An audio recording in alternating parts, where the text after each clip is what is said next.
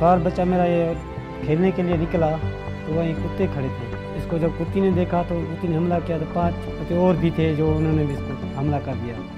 फिर इसका मामू दौड़ा गया, उन्होंने पर बहुत इसमें देर हो गई, इसको सारा काट लिया। ये कान, सर का, गर्दन में और बाजू दोनों, ये सारा जिस्म कटा हुआ था। फिर इसको लेके गए दादू हॉस्पिटल में, वहीं एक इंजेक्शन लगी।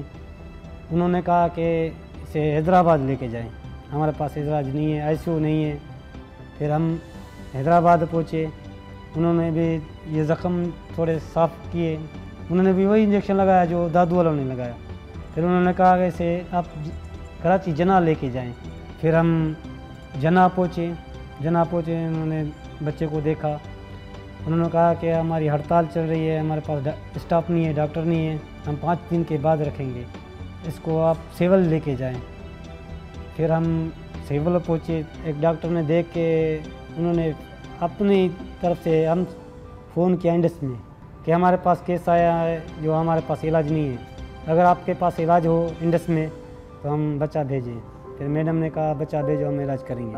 About 4 years back, I got a call from the Civil Hospital Karachi. I was in the outpatient, seeing my own patients, and the person at the other end said, we have a child, a 9-year-old child who has been bitten very badly by multiple dogs.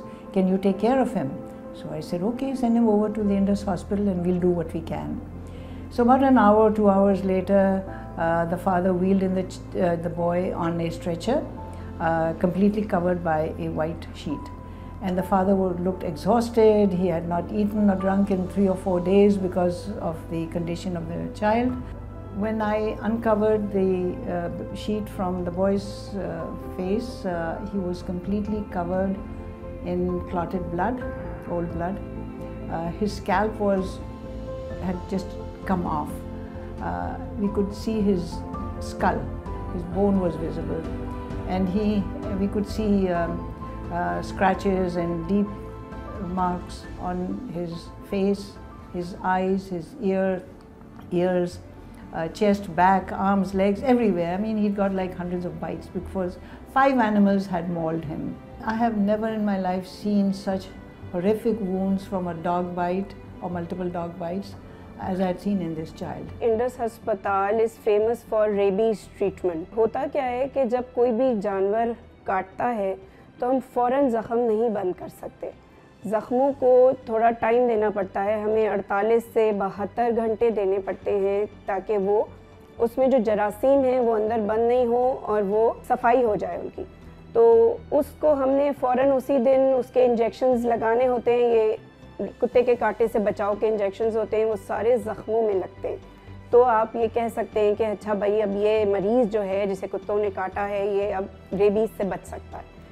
वो अमल हुआ, उसके बाद उसकी धुलाई। आप यकीन जानिए कि हम मुतअद्दिद बार मतलब मल्टीपल टाइम्स हम 1 हफ्ते तक रोज़ाना उसे थिएटर ले जाते रहे और रोज़ाना उसके ज़ख़मों को धोते रहे, उन्हें साफ़ करते रहे, उन्हें डिब्रीड करते रहे।